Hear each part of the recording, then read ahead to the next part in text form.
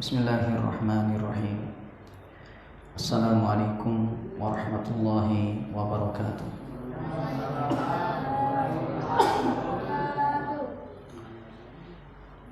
Innal hamdalillah nahmaduhu wa nasta'inuhu wa nastaghfiruh wa na'udzu billahi min shururi anfusina wa min sayyiati a'malina.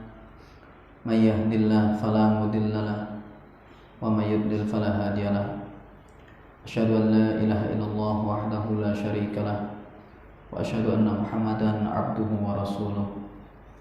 Qala Allah Ta'ala, ya ayyuhalladzina amanu taqullaha haqqa tuqatih wa la tamutunna illa wa antum muslimun. Amma ba'du, falhamdulillah, ma'asyiral muslimin rahimani rahimakumullah. Kita masih dikumpulkan oleh Allah di majelis yang mulia ini dalam rangka berzikir kepada Allah, mengingat Allah Subhanahu wa taala dengan mempelajari agamanya, dengan mempelajari syariat Allah Subhanahu wa taala. Dan alhamdulillah ya, kita masih diberi kesehatan dan juga kesempatan, dan ini adalah merupakan nikmat yang besar yang harus kita manfaatkan dengan baik.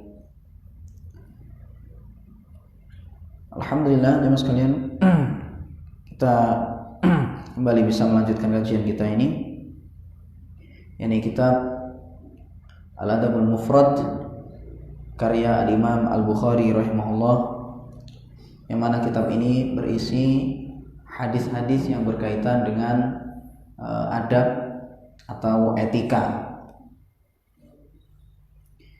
Di kesempatan ini kita membahas bab yang ke-32, yaitu babun ismu qati'ir rahimi. Bab pembahasan tentang dosa memutus silaturahim, memutus hubungan karib kerabat. Untuk isinya jemaah sekalian itu sudah banyak diulang jemaah ya. Isinya di sini banyak yang diulang, sehingga kalau seandainya ada faedah baru maka alhamdulillah. Kalau seandainya yang dibaca di sini adalah semua kita sudah tahu, maka kita murojaah, mengulang kembali ilmu yang telah kita miliki, yaitu. Karena banyak sekali di sini nanti hadis-hadis yang sama dan juga sering dibahas ya di kesempatan-kesempatan sebelumnya itu. Baik, berkata Al-Imam Al-Bukhari rahimahullah pada bab yang ke-32 ini, babun ismu qati'ir rahim. Bab pembahasan tentang dosa memutus silaturahim. Kita sudah tahu semuanya bahwasanya memutus silaturahim ini adalah merupakan perbuatan dosa, dan dia adalah dosa besar. Ya, dia adalah merupakan dosa besar. Banyak kita lihat dalam kitab Al-Kabair punyanya Imam Az-Zahabi, ya, yang ditulis oleh Imam Az-Zahabi, itu beliau sebutkan di antara dosa-dosa besar itu, ya, di antaranya adalah memutus silaturahim, termasuk dosa besar. Nah, pada hadis yang ke-64, Al-Imam Al-Bukhari rahimahullah mengatakan, haddatsana Abdullah ibn Salihin qala haddatsani Al-Laits qala haddatsani Uqailun an ibn Shihab akhbarani Muhammad ibn Jubair ibn Mut'im anna Jubair ibn Mut'im akhbarahu annahu sami'a Rasulullah sallallahu alaihi wasallam yaqul la yadkhulul jannata qati'ur rahimin. Kata Imam Al-Bukhari rahimahullah, telah mengajarkan kepada kami Abdullah bin Salih. Dia berkata, telah mengajarkan kepadaku Al-Laits. Dia berkata, telah mengajarkan kepadaku Uqail dari Ibnu Shihab, telah mengabarkan kepadaku Muhammad bin Jubair bin Mut'im, bahwasanya Jubair bin Mut'im mengabarkan kepadanya bahwa bahwasanya dia mendengar Rasulullah sallallahu alaihi wasallam bersabda, ya, bahwa dia mendengar Rasulullah sallallahu alaihi wasallam bersabda, la yadkhulul jannata qati'u rahimin, tidak akan masuk surga orang yang memutus silaturahim. Jadi jemaah sekalian, dalam hadis ini Nabi SAW jelaskan bahwasanya orang yang memutus silaturahim, maka dia diancam tidak akan masuk ke dalam surga. Kemudian ulama sebutkan, apakah berarti orang yang memutus silaturahim itu kafir karena dia tidak bisa masuk ke dalam surga? Maka ulama rinci dalam masalah ini. Kata mereka, kalau seandainya seseorang itu dia menghalalkan memutus silaturahim itu, dia menganggap bahwasanya memutus silaturahim itu boleh. Kalau dia berkeyakinan seperti itu, menganggap bahwasanya memutus silaturahim itu halal, adalah perbuatan yang boleh, maka dia telah kafir. Karena dia telah mengingkari ijma' para ulama dan mengingkari dalil-dalil yang jelas dalam Al-Quran maupun hadis Nabi SAW yang menunjukkan bahwasanya memutus silaturahim itu adalah haram. Tetapi dia misalnya membolehkan, dianggap misalnya boleh, tidak apa-apa memutus silaturahim. Kafir dia kalau seperti itu. Dan kalau seandainya orang ini kafir, maka konsekuensinya dia selama-lamanya tidak akan masuk ke dalam surga. Kekal dia itu di dalam neraka, kecuali dia sebelum meninggal dunia dia bertobat dari perkataannya tersebut. Kalau seandainya dia tidak bertobat dari perkataannya itu, maka dia telah kafir dan ancamannya adalah kekal di dalam neraka. Ini bahayanya jemaah sekalian kalau kita menghalalkan apa yang Allah haramkan. Yang kita penting ngaji itu, ada orang kadang dia itu memutus silaturahim, tapi dia tidak menghalalkan perbuatan tersebut. Dia meyakini perbuatan dia itu salah. Maka ini lebih baik daripada dia itu menghalalkan memutus silaturahim. Meskipun dia tidak memutus silaturahim ya. Ingat ini, meskipun dia tidak memutus silaturahim, tetapi dia menghalalkan memutus silaturahim itu, maka dia itu lebih jelek daripada orang yang memutus silaturahim, tetapi dia menganggap dirinya salah dan berdosa. Karena kalau seandainya dia menganggap dirinya itu salah, berarti dia tidak mengingkari syariat, tidak mengingkari ijma' para ulama, tidak mengingkari Al-Quran maupun hadis. Tetapi dia pada saat itu sedang terkalahkan oleh hawa nafsunya, sehingga dia tidak sampai kafir. Tetapi kalau orang misalnya dia menyambung silaturahim, akrab sama kerabat-kerabatnya semuanya, tetapi dia menganggap bahwasanya silaturahim itu memutus silaturahim itu boleh, maka dia telah kafir. Apalagi kalau seandainya dia memutus silaturahim, ditambah lagi dia menghalalkan perbuatannya tersebut, maka ini adalah perbuatan kufur, keluar dari Islam. Dan banyak sekali jemaah sekalian ya, perbuatan-perbuatan yang dikira oleh orang itu biasa, tapi sebenarnya dia itu adalah perbuatan yang membuat orang itu murtad. Dan itu banyak sekali dalam kitab-kitab para ulama. Hampir kalau saya lihat itu semuanya ya, kitab-kitab fikih itu di dalamnya pasti ada kitabur riddah. Ya, dalam kitab-kitab fikih itu ada kata-kata kitabur riddah, kitab pembahasan tentang perbuatan yang membuat orang itu keluar dari Islam. Kita lihat kitab-kitab fikih para ulama. Makanya ini kan pentingnya kita bahas kitab itu dari awal sampai akhir. Kita lihat di situ dalam kitab-kitab fikih semuanya ya, dalam semua madhab. Dalam semua madhab pasti dalam kitab fikih mereka dibahas tentang kitabur riddah, kitab pembahasan tentang hal-hal yang membuat orang itu murtad. Di antaranya adalah seperti ini, menghalalkan apa yang Allah haramkan. Kemudian lagi misal contohnya ini ya, perbuatan yang murtad itu yang menyebabkan orang murtad jemaah sekalian, kadang itu sepele. Perbuatan menurut manusia itu sepele, tetapi ternyata itu adalah perbuatan yang mengeluarkan seseorang itu dari Islam. Seperti misalnya kata para ulama, seorang ketika melakukan maksiat, dia membaca bismillah, mengucapkan nama Allah ketika melakukan maksiat. Naudzubillah min dzalik, misalnya ya, mau minum khamr, mau minum minuman keras itu misalnya, dia baca bismillah, minum. Berarti orang ini dia kafir, murtad. Lihat kitab-kitab para ulama. Jangan kita itu menutup mata dari kitab-kitab para ulama itu. Itu banyak sebutkan tentang kitab riddah itu. Kenapa orang itu bisa dikatakan kafir? Cuma gara-gara seperti itu. Kata para ulama, dikarenakan dia itu telah menghinakan Allah. Karena dia membawa nama Allah untuk melakukan maksiat.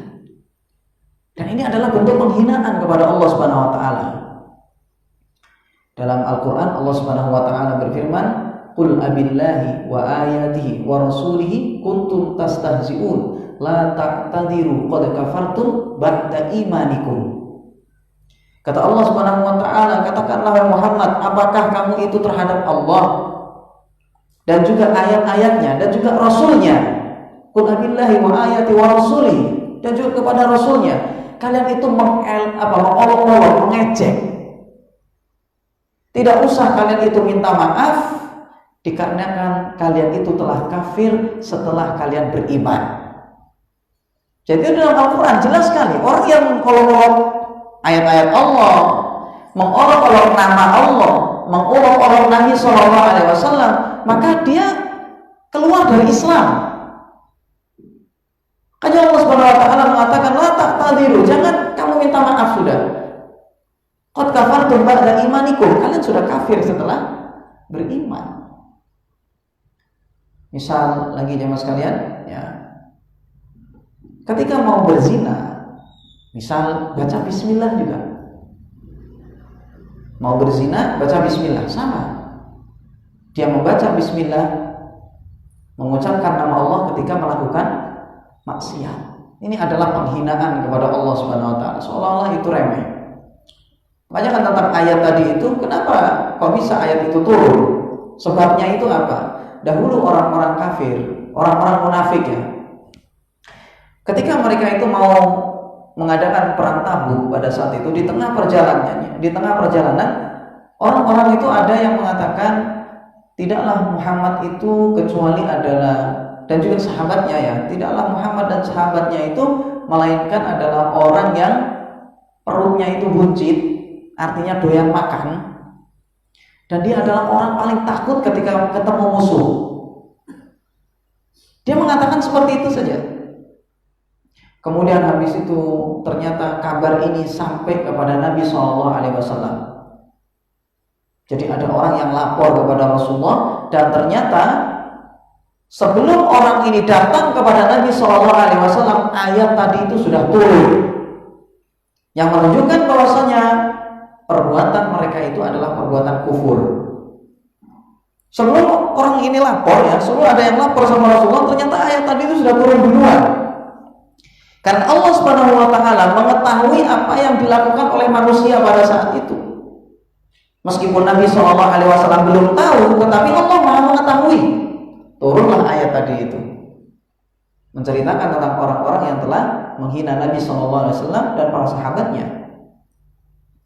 Kemudian habis itu orang tadi ini, jemaah sekalian, dia datang kepada Rasulullah minta maaf. Orang ini minta maaf kepada Rasulullah karena perbuatan dia tadi, karena perkataan dia tadi. Kemudian habis itu Rasulullah tidak mau melihat kepada dia. Dia mengatakan, ya Rasulullah, sesungguhnya kami ini cuma main-main saja. Karena perjalanan jauh sehingga kami ingin menghibur orang-orang yang ada di sini supaya semangat. Tetapi Allah Subhanahu wa taala tadi sudah katakan, la ta'tadiru. Enggak usah kalian itu minta maaf. Karena memang yang namanya agama ini, ya Mas sekalian, bukan tempat untuk bermain-main. Dalam urusan agama bukan bahan untuk tertawaan, bukan bahan untuk guyon agama ini. Jadi orang bisa dikafirkan gara-gara guyonnya dia. Karena guyon yang semacam ini itu sudah melampaui batas. Ya Allah Subhanahu wa taala sang mengatakan, la ta'tadzir, enggak usah kalian minta maaf. Kalian sudah kafir setelah beriman. Dan orang tadi itu Karena memang jamaah sekalian, kalau orang itu murtad, hukumannya dalam Islam itu hukuman bunuh. Orang tadi itu minta maaf. Rasulullah pada saat itu di atas kendaraannya, dan orang tadi itu memegangi kaki Nabi Shallallahu Alaihi Wasallam, digelandoli. Kakinya Rasulullah itu dipegangi dan Rasulullah tidak menghiraukan. Orang tadi itu sampai dia kakinya berdarah-darah karena kesandung-sandung dengan batu-batu yang ada pada saat itu. Tapi Rasulullah nggak peduli. Jadi ini jemaah sekalian menunjukkan bahwasanya kadang perbuatan itu dianggap remeh oleh manusia, tetapi ternyata dia adalah perbuatan kufur. Orang misalnya minum khamar, dosa dia. Kalau dia cuma minum khamar saja, sebenarnya tidak sampai dia itu kafir. Tetapi kalau seandainya orang sambil pegang botol, kemudian habis itu ketika ditegur, kenapa kamu minum khamar, kenapa kamu minum minuman keras? Bukankah ini dilarang oleh Allah? Dia mengatakan misalnya, gak apa-apa, gak apa-apa, ngomong urip ning dunya halal misalnya gitu. Kafir ya jemaah. Ada orang dia minum khamar, tapi dia nggak ngomong-ngomong, dia yakin dirinya itu dosa. Itu lebih baik daripada orang nggak minum khamar, tetapi dia mengatakan khamar itu halal. Orang minum khamar misalnya, dosa itu maksiat, dosa besar. Tetapi itu jauh lebih baik daripada ada orang tidak minum khamar tetapi mengatakan minum khamar itu boleh. Ini perbuatan kufur. Apalagi dia misalnya sambil minum dengan mengatakan bahwasanya ini boleh misalnya. Maka ini jemaah sekalian perbuatan kufur. Banyak sekali perbuatan-perbuatan kufur yang itu dianggap remeh oleh manusia. Ya, dan padahal perbuatan itu fatal. Kalau hukum Islam itu diterapkan, orang-orang semacam ini hukumannya adalah hukuman mati. Kalau hukum Islam itu diterapkan, nah, hukumannya itu adalah hukuman mati. Baik, jadi jemaah sekalian, kata para ulama bahwasanya orang yang menghalalkan memutus silaturahim itu, maka dia selama-lamanya tidak akan masuk ke dalam surga karena dia itu telah kafir, murtad, ya, keluar dari Islam. Kalau dia anggap bahwasanya memutus silaturahim itu halal, ya, nggak akan masuk surga dia selama-lamanya. Nah, kemudian yang kedua, kalau seandainya seseorang itu dia memutus silaturahim, dia tidak baik dengan kerabatnya, dia misalnya berseteru dengan kerabatnya, dia menyadari perbuatan dia itu dosa, tetapi dia terkalahkan oleh hawa nafsunya. Dia tetap memutus, dia tahu bahwasanya perbuatan itu haram, itu dilarang oleh Allah dan Rasulnya, tapi dia terkalahkan oleh hawa nafsunya. Dia lakukan itu dan dia sadar dirinya salah. Maka orang yang semacam ini, kata para ulama, dia kalau tidak bertobat sampai dia mati, maka pasti dia mampir ke dalam neraka. Meskipun kalau dia punya iman ya, suatu ketika dia akan masuk ke dalam surga karena dia nggak kafir. Orang ini nggak kafir, tetapi dia melakukan dosa besar, yaitu memutus silaturahim tadi itu. Dia tidak menghalalkan perbuatan dia menganggap dirinya salah, tapi dia lakukan. Maka orang yang semacam ini, jemaah sekalian, dia pasti nanti akan mampir ke dalam neraka. Meskipun suatu ketika dia akan masuk dalam surga, tidak akan kekal di dalam neraka. Karena memang masuk ke dalam surga itu para ulama jelaskan. Masuk ke dalam surga itu ada orang yang langsung. Ya, jadi ada orang jemaah sekalian, dia itu masuk surga itu langsung. Bahkan ada yang tanpa hisab dan tanpa azab. Jadi ada orang masuk surganya itu langsung jemaah, tidak dihisab oleh Allah. Ada orang semacam itu. Seperti misalnya dalam suatu hadis itu kan dijelaskan tentang orang-orang yang masuk surga tanpa hisab, tanpa azab, ya kan? Ada berapa itu? 70.000 orang. Ya, dalam suatu riwayat dijelaskan masing-masing orang itu akan membawa 70.000 lagi. Jadi ada 70.000 orang yang dia ini akan masuk dalam surga tanpa hisab, tanpa azab. Kemudian nanti masing-masing orangnya itu masing-masing orangnya itu bawa lagi 70.000 orang lagi. Ini dalam satu riwayat. Nah, kemudian habis itu disebutkan bahwasanya siapa mereka ini yang masuk surga tanpa hisab, tanpa adab. Maka kata Nabi SAW, humul ladzina la yastarqun wa la yaktawun wa la yatatayyarun wa ala rabbihim yatawakkalun. Kata Nabi SAW, mereka itu adalah orang yang tidak minta dijampi, gak pernah datang ke dukun, gak minta dijampi, dan mereka tidak berobat dengan besi panas, dengan api. Ya, tidak berobat dengan besi panas yang dipanaskan dengan api. Karena kalau dulu itu zaman sekalian ada namanya kei. Kalau misalnya, dan ini di zaman itu manjur zaman. Orang-orang itu sering berobat dengan itu. Jadi besi itu dibakar, kemudian habis itu diletakkan di luka atau bagian-bagian yang sakit. Itu cara-cara pengobatan zaman dulu. Dan tentunya nanti akan membuat orang akan luka. Bisa cacat mungkin itu. Nah, kata Nabi SAW, orang yang masuk surga tanpa hisab dan tanpa azab tadi itu adalah orang yang tidak pernah minta dijampi, kemudian mereka juga tidak berobat dengan kei tadi ini, besi panas yang dipanaskan dengan api. Wala yatatayyarun, dan mereka juga bukan orang yang merasa bernasib sial dengan tanda-tanda burung dan semisalnya. Jadi tidak melakukan tiarah. Jadi orang-orang jahiliyah dahulu zaman sekalian, kalau mereka itu mau safar, ya, jadi mereka itu mau berangkat jauh gitu, itu mereka pegang seekor burung. Kemudian habis itu mereka lepaskan. Kalau seandainya berangkat ke kiri, berarti mereka sial. Kalau seandainya berangkat ke kanan, maka berarti mereka akan beruntung. Sehingga kalau berangkat ke kiri, mereka nggak jadi safar. Kalau seandainya burungnya tadi itu terbang ke kanan, lanjut mereka safar. Ini orang-orang jahiliyah dahulu, merasa bernasib sial dengan tanda-tanda burung dan semisalnya. Makanya ini harus kita jauhi keyakinan-keyakinan semacam itu, mitos bahasa kita. Jadi orang-orang yang masuk surga tanpa hisab, tanpa adab, itu adalah orang-orang yang tidak percaya mitos di antara kriterianya.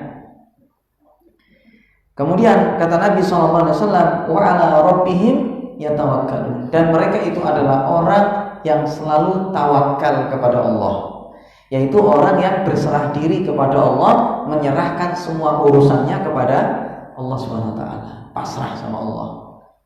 Kita sering sebutkan tentang tawakal yang benar, tetap orang itu usaha, tetapi hatinya tetap bergantung kepada Allah. Kan itu tawakal yang benar.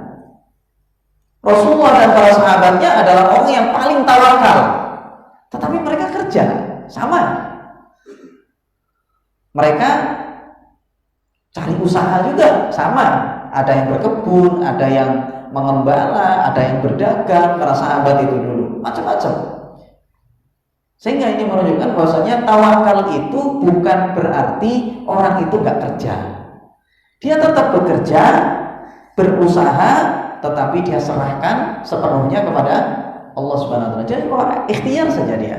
Selebihnya Allah yang atur. Nah, jadi ini jamaah sekalian lihat, orang-orang yang masuk surga tanpa hisab dan tanpa azab, kriterianya itu. Tidak pernah minta dijampi, tidak pakai kei kalau berobat, kemudian habis itu tidak percaya mitos, dan juga mereka adalah orang yang bertawakal kepada Allah Subhanahu wa taala. Ini mereka lah orang-orang yang masuk surga tanpa hisab, tanpa azab. Dan ada orang yang memang masuk surga dihisab dulu, ada, tapi nggak kena azab. Ada orang semacam itu, sering kita sebutkan itu, masuk surga, ya, dia kemudian apa? Tanpa hisab, ya, dia dihisab, tetapi tanpa azab. Dihisab, diperhitungkan dosa-dosanya dia, tetapi dia tidak diazab oleh Allah. Seperti kan kita sebutkan tentang orang yang punya 99 catatan amal kan, di hadapan kepada Allah, ya kan, dihisab. Amalnya itu dihisab. 99 catatan amal. dosa semuanya. Satu catatan amal sejauh mata memandang. Ditanya oleh Allah, kamu ngerjain ini semuanya? Betul ya Allah, ini perbuatan saya semuanya. Apa kamu punya sesuatu yang bisa berhujah di hadapan saya? Kemudian dia mengatakan, tidak ya Allah, saya nggak punya apa-apa. Kemudian Allah katakan, tidak, kamu punya satu kebaikan, yaitu adalah kalimat la ilaha illallah. Ditimbanglah kalimat la ilaha illallah, kemudian dosa-dosa dia juga ditimbang, catatan amal dia, kemudian ternyata yang menang adalah kalimat la ilaha illallah. Jadi ada orang yang dihisab tetapi dia apa? Tidak diadab. Ada yang seperti itu. Dan ada orang, jamaah sekalian, yang masuk ke dalam surga, dia harus mampir dulu di dalam neraka, dihisab dulu, kemudian diazab dulu. Ada orang-orang yang semacam itu. Dan ini banyak sekali hadis-hadis yang menjelaskan tentang semacam itu. Artinya orang itu mampir dulu di neraka, baru kemudian masuk dalam surga. Ada yang seperti itu memang. Misalnya dalam suatu hadis yang diriwayatkan oleh Imam Bukhari dari Abi Sa'id Al-Khudri radhiyallahu anhu, dari Nabi SAW, bahwasanya beliau bersabda, ketika penduduk surga itu sudah masuk ke dalam surga dan penduduk neraka telah masuk ke dalam neraka, maka Allah Subhanahu wa taala kemudian berfirman, Allah mengatakan kepada para malaikat, akhriju man kana fi qalbihi mithqalu habbatin min khardalin minan nar min iman. Kata Allah Subhanahu wa taala, Allah mengatakan sama malaikat, keluarkanlah oleh kalian orang yang di dalam hatinya itu masih ada keimanan meskipun cuma sebesar biji sawi. Jadi iman sekecil apapun yang ada di dalam neraka itu, orang-orang penduduk neraka, kalau ada imannya sekecil apapun, keluarkan itu. Di sini Nabi SAW ingin menceritakan tentang orang yang paling akhir masuk ke dalam surga. Jadi ketika orang-orang sudah pada menikmati kenikmatan mereka ketika di surga, ternyata orang ini masih diadab oleh Allah Subhanahu wa taala. Kemudian Allah Subhanahu wa taala mengatakan pada para malaikat, keluarkan orang yang ada di dalam neraka meskipun imannya itu cuma secuil saja, sekecil apapun, asalkan itu adalah berupa keimanan, cari, keluarkan. Dilakukanlah oleh para malaikat. Ketika para malaikat mencari di dalam neraka itu, ya, orang yang punya iman sebesar sawi tadi itu, biji sawi, sangat kecil sekali, kemudian fayukhrijuna minha qad iswaddu. Kemudian para malaikat ketika mencari, menemukanlah para malaikat itu orang-orang yang sudah menghitam. Jadi di dalam neraka itu, jemaah sekalian, ada orang-orang itu yang sudah gosong, jadi arang sudah. Jadi sudah gimana ini jemaah? Sudah parah. Dia sudah menghitam seperti arang sudah orang itu. Dikeluarkanlah orang-orang tersebut yang imannya itu cuma sebesar biji sawi saja, itu kecil sekali imannya, dikeluarkanlah oleh para malaikat karena memenuhi perintah Allah Subhanahu wa taala. Kemudian habis itu fayulquna fi nahril hayat. Para malaikat kemudian habis itu ketika sudah mengeluarkan orang tersebut, dimasukkanlah orang-orang itu ke dalam sungai kehidupan. Jadi di akhirat itu jemaah ya, ada namanya sungai kehidupan, nahrul hayat, sungai kehidupan. Orang-orang tadi itu dimasukkan ke sana. Karena gimana? Sudah kayak arang ya, Pak. Menghitam dia itu sudah. Karena terlalu lama di dalam neraka.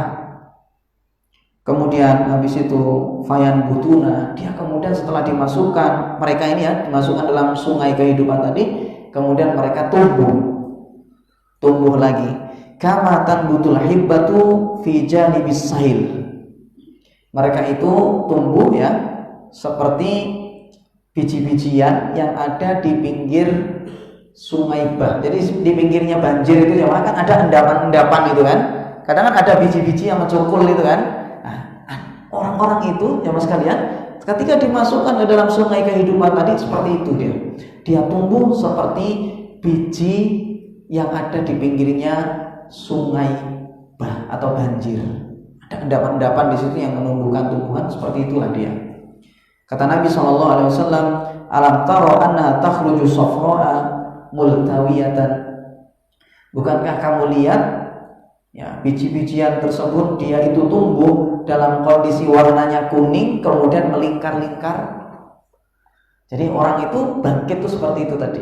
Orang tadinya sudah dimasukkan ke dalam air kehidupan, sungai kehidupan, itu bangkit lagi seperti itu. Tumbuh kemudian kuning, tumbuh kemudian meliuk-liuk kemudian lurus. Nah, ini gambarannya seperti itu ya.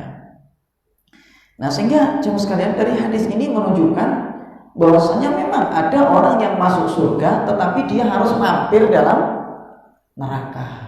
Harus mampir terlebih dahulu. Dan kalau misalnya kita mau tanya lamanya, ya nggak tahu jemaah. Berapa lama dia itu di dalam neraka? Itu nggak tahu. Karena jemaah sekalian, kita pernah sebutkan kalau nggak salah di sini, bahwasanya 1 hari di sisi Allah ternyata menurut manusia sudah berapa? 50.000 atau 1.000 ya. Nanti ada tergantung cara menghitungnya itu ya. Tergantung cara menghitungnya. Dalam surah Al-Hajj itu ayat 47, Allah Subhanahu wa taala berfirman, "Wa yastajilunaka bil adzab wa la yukhlifallahu wa'dahu inna yawman 'inda rabbika ka'alfi sanatin mimma ta'udun." Kata Allah Subhanahu wa taala, mereka orang-orang kafir itu tergesa-gesa untuk mendapatkan azab, nantang mereka. Dan Allah itu tidak akan menyelisihi janjinya. Dan sesungguhnya 1 hari di sisi Allah itu seperti 1000 tahun menurut hitungan kalian. Ini menurut hitungan manusia. Jadi di sisi Allah itu cuma 1 hari, tapi di sisi manusia berapa? 1000. Jadi ini jemaah sekalian, ini tergantung hitungnya ya, tergantung hitungnya bagaimana. Nanti soalnya ada ayat yang lain yang seakan-akan di situ agak berbeda.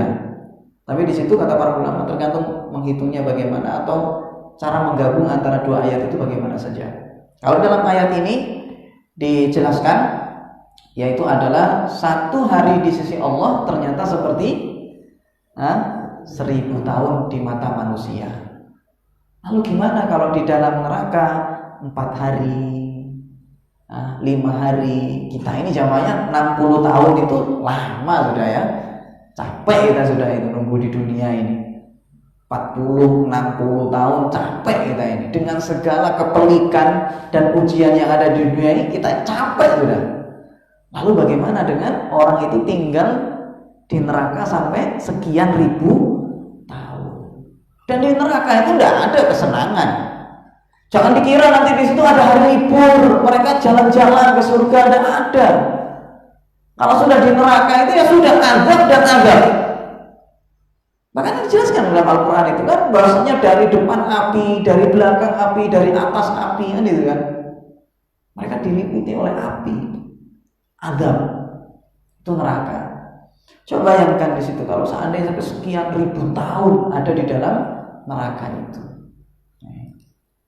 Naudzubillah min dzalik, kita berlindung kepada Allah dari siksa api neraka.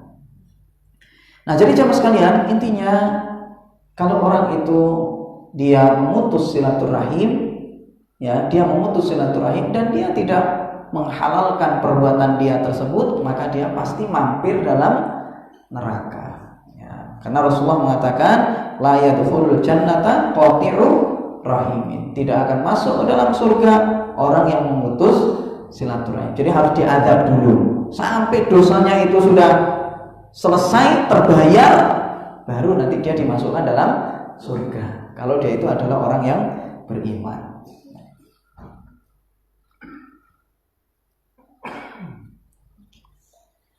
Baik, kemudian hadis-hadis berikutnya kita baca saja jamaah ya, karena sudah sering kita baca. Pada hadis yang ke-65 Al-Imam Al-Bukhari rahimahullah mengatakan, haddatsana Hajjaj ibnu Minhal qala haddatsana Syu'batu qala akhbarani Muhammad ibnu Abdul Jabbar qala sami'tu Muhammad ibn Ka'b annahu sami'a Abu Hurairah yuhadditsu an Rasulillah sallallahu alaihi wasallam. Kata Imam Al-Bukhari rahimahullah, telah mengajarkan kepada kami Hajjaj bin Minhal. Dia berkata, telah mengajarkan kepada kami Syu'bah. Dia berkata, telah mengabarkan kepadaku Muhammad bin Abdul Jabbar. Dia berkata, saya mendengar Muhammad ibnu Ka'ab bahwasanya dia mendengar Abu Hurairah menceritakan dari Rasulullah sallallahu alaihi wasallam. Yaitu Nabi sallallahu alaihi wasallam bersabda, "Innar rahima sujnatun minar rahman." Taqulu ya Rabbi inni zulimtu, ya Rabbi inni quti'tu, ya Rabbi inni ya Rabbi ya Rabbi. Fayujibuha ala tardaina an aqta'a man qata'aki wa asila man wasalaki. Kata Nabi SAW, sesungguhnya rahim itu adalah bagian dari Ar-Rahman. Ya, jadi rahim, kata-kata rahim itu adalah bagian dari kata Ar-Rahman. Sujnah, yaitu serabut-serabut atau akar yang saling berjalinan. Jadi dia itu adalah bagian dari Ar-Rahman gitu. Rahim, makanya kan mirip kan, rahim dengan Rahman. Taqulu, rahim tersebut mengatakan, ya Rabbi, ya Allah, inni zulimtu, saya dizalimi ya Allah. Ya Rabbi inni quti'tu, ya Allah saya ini diputus. Kemudian dia menyebutkan beberapa keluhan-keluhan yang lain. Rahim itu, dia ngomong sama Allah, sebutkan keluh-keluhannya. Kemudian fayujibuha, Allah Subhanahu wa taala kemudian menjawab keluhan si rahim tadi. Kemudian Allah Subhanahu wa taala mengatakan, ala tarwaina an aqta'a man qata'aki wa asila man wasalaki. Kata Allah, apakah kamu akan puas, ridho enggak kamu, suka enggak kamu kalau seandainya saya memutus hubungan baik dengan orang yang memutus kamu, dan saya akan menyambung hubungan baik dengan orang yang menyambung kamu. Dan tentunya di situ rahim baru puas dengan perkataan Allah Subhanahu wa taala seperti itu. Sehingga jemaah sekalian, dari hadis ini menunjukkan bahwasanya orang yang memutus silaturahim, dia telah memutus rahmat dari Allah Subhanahu wa taala. Memutus dirinya dari rahmat Allah Subhanahu wa taala. Apalagi seperti tadi itu ya, diadab dulu di dalam neraka.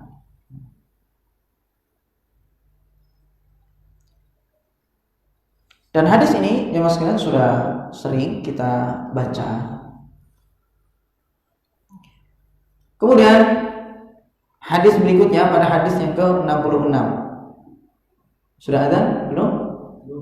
Berapa menit lagi? 5 menit ya. Baik. Pada hadis berikutnya, pada hadis yang ke-66, Al-Imam Al-Bukhari rahimahullah mengatakan, haddatsana Adam ibnu Abi Iyas qala haddatsana ibnu Abi Dhi'bin qala haddatsana Sa'id ibnu Sam'an qala sami'tu Abu Hurairah yata'awwadzu min imarati sibyani was-sufaha'i. Kata Imam Al-Bukhari rahimahullah, telah mengajarkan kepada kami Adam bin Abi Iyas. Dia berkata telah mengajarkan kepada kami Ibnu Abi Dhi'ib. Dia berkata telah mengajarkan kepada kami Sa'id bin Sam'an. Dia berkata saya mendengar Abu Hurairah berlindung dari memimpinnya anak-anak kecil dan orang-orang bodoh. Jadi Abu Hurairah itu berlindung kepada Allah dari dipimpin oleh anak-anak kecil dan orang nggak ngerti apa-apa. Abu Hurairah berlindung dari itu. Jadi dia berdoa kepada Allah agar supaya dia tidak bertemu dengan pemimpin yang seperti itu. Jadi anak kecil kemudian orang yang nggak ngerti apa-apa, nggak berilmu, orang bodoh. Faqala Sa'id ibnu Sam'an fa akhbarani Ibnu Hasan al-Juhani annahu qala li Abi Hurairah ma ayatu dzalika. Kata Sa'id bin Sam'an, telah mengabarkan kepadaku Ibnu Hasan Al-Juhani bahwasanya dia berkata kepada Abu Hurairah, ma ayatu dzalika, apa tanda-tanda bahwasanya yang demikian itu akan terjadi. Jadi Abu Hurairah di situ kan berlindung kepada Allah dari dipimpin anak kecil dan orang bodoh. Itu berarti apa? Suatu ketika nanti akan terjadi itu. Makanya Abu Hurairah berlindung kepada Allah dari kejadian ini. Kemudian habis itu ada yang tanya sama Abu Hurairah. Ibnu Hasan Al-Juhani dia berkata, itu tandanya bahwasanya yang demikian itu akan terjadi itu apa kira-kira? Kemudian Abu Hurairah menjawab, antuh to'al arhamu wa yuto'u al-mughwi wa yuqsa al-mursyidu. Kata Abu Hurairah, tanda yang demikian ini akan terjadi yaitu adalah kalau seandainya rahim itu sudah diputus, hubungan silaturahim sudah mulai diputus, kemudian orang yang menyesatkan diikuti dan orang yang mendidik, yang mengajarkan kebenaran diingkari. Itu nanti kalau sudah masyarakat seperti itu, pemimpinnya nanti adalah orang-orang bodoh yang memimpin mereka itu. Ya, jadi ketika masyarakat sudah memutus silaturahim, tidak menyambung hubungan baik dengan karib kerabatnya, kemudian orang-orang sesat diikuti. Naudzubillah min dzalik ya. Apalagi ada yang ngaku nabi segala macam. Coba kalau kita lihat jemaah sekalian, kalau kita ini jangan, kalau mau apa ya, sadar diri. Pengajian, majelis ilmu dengan majelis nyanyian, mana kira-kira menurut jenengan yang paling banyak pengikutnya, yang paling banyak jamaahnya? Nyanyian atau majelis ilmu? Nah, kita harus sadari itu. Nyanyian lebih disuka, ya kan? Artis-artis yang membuka aurat, maaf ini ya, yang membuka auratnya, tidak sopan pakaiannya, dibuka jilbabnya, dipertontonkan auratnya di hadapan manusia dengan pakaian yang menarik syahwat, itu yang paling banyak pengunjungnya dibandingkan dengan majelis ilmu. Majelis ilmu diremehkan, kakek omong ustate yoga iso bisa ngelakoni. Nah, kalau pengajian diremehkan, yang mengajarkan kepada kebaikan seakan-akan mereka adalah orang yang tidak perlu, apalagi sengaja nanti di situ diingkari. Tapi yang sifatnya menyesatkan manusia, mengajak manusia untuk rusak, itu ternyata diikuti. Itu yang dicari. Maka jemaah sekalian, kalau sudah terjadi semacam ini, masyarakat sudah seperti itu, maka apa yang terjadi? Pemimpinnya itu nanti adalah orang-orang bodoh. Yang memimpin mereka nanti adalah orang-orang bodoh yang ngerti apa-apa. Naudzubillah min dzalik. Dan inti dari hadis ini yaitu adalah tentunya haramnya memutus silaturahim. Ya, haramnya memutus silaturahim karena memutus silaturahim ini menyebabkan manusia nanti diazab dengan apa? Dipimpin oleh orang-orang bodoh.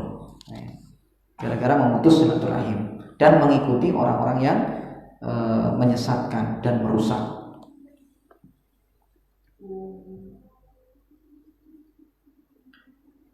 Baik, kemudian hadis berikutnya atau bab berikutnya ya, bab yang ke-33.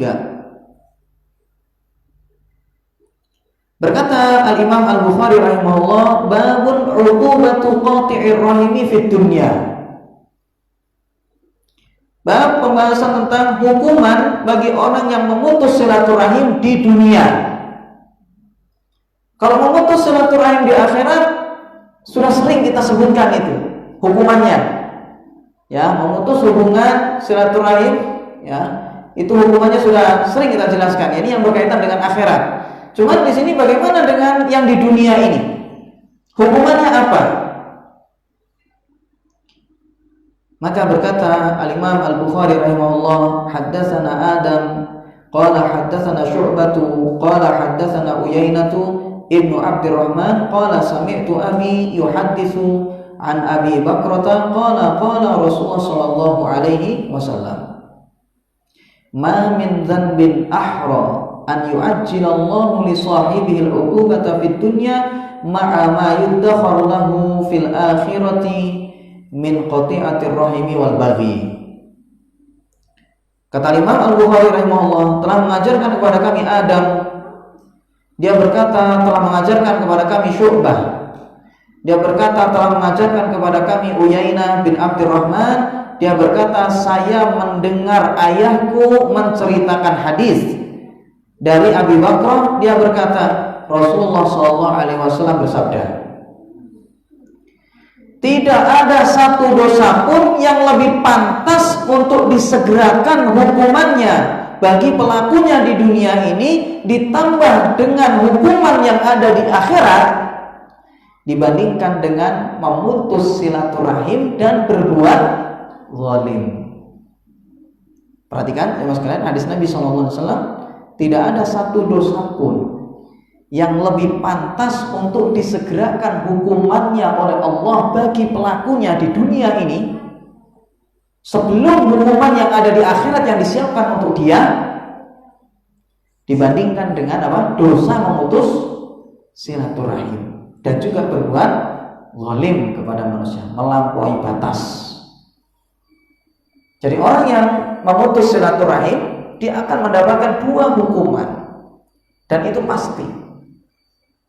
Hukuman pertama yaitu adalah azab dari Allah ketika pelakunya ini di dunia, ya entah itu berupa sakit atau apalah macam-macam, keterpurukan, kebinasaan dia intinya di dunia ini, kemudian di akhirat pun nanti dia akan dihukum. Ini sudah sering kita sebutkan tentang masalah ini. Ya, silaturahim itu menyebabkan rizki menjadi seret, ya kan, menjadi hidup tidak berkah. Ini memutus silaturahim itu.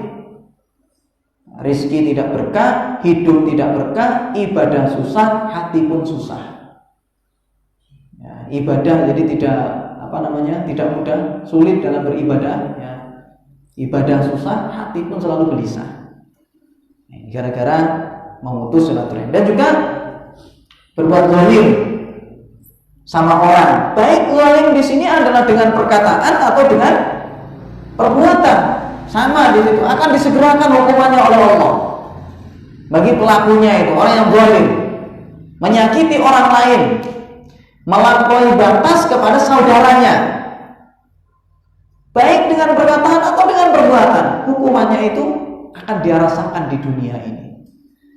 Makanya zalim ini jemaah sekalian sungguh mengerikan sekali sebenarnya. Makanya sering kita sebutkan hadis Nabi SAW, iyyakum wa zulma, atau gimana dalam hadis itu, wattaqu da'watal mazlum fa innahu laisa bainahu wa bainallahi hijabun. Kata Nabi SAW, hati-hati kalian dengan doanya orang yang terzalimi, karena tidak ada penghalang antara doanya ini dengan Allah. Kalau sudah orang yang terzalimi ini, orang yang dizalimi itu doa sama Allah, pasti dikabulkan oleh Allah, sudah mustajab doanya. Makanya hati-hati kalau sudah kita ghibah orang, ya naudzubillah min dzalik ya, ghibah orang, mengadu domba, kemudian misalnya itu mengejek ya di hadapan orang, mempermalukan teman-teman kita misalnya, hati-hati itu. Ketika kita sudah tidak menjaga lisan kepada saudara kita, kalau dia berdoa sama Allah angkat tangan ya untuk berdoa kepada Allah, habis tidak bisa kita menghindar dari azab Allah itu. Naudzubillah min dzalik. Dan juga dengan perbuatan misalnya ya mengambil barang mereka, minjem gak dikembalikan, segala macam perbuatan zalim. Ya. Jadi ini jemaah sekalian ya, bahayanya zalim itu. Baik. Karena sudah adzan ya, kita cukupkan sampai di sini. Jadi ingat bahwasanya kita masuk pada bab yang ke-33 tadi ini, ya ini tentang dosa memutus silaturahim ya. Ya ini hukuman di dunia bagi orang yang memutus silaturahim. Insyaallah akan kita lanjutkan pada bahasan berikutnya, yaitu pada bab yang ke-34 insyaallah. Wallahu taala a'lam. Ya, bab berikutnya tentang bukanlah orang yang memutus orang yang menyambung silaturahim itu adalah orang yang membalas. Ya, bukanlah orang yang menyambung silaturahim adalah orang yang membalas. Itu bab berikutnya. Wassallallahu ala nabiyina Muhammad wa ala alihi wasallam. Assalamualaikum warahmatullahi wabarakatuh.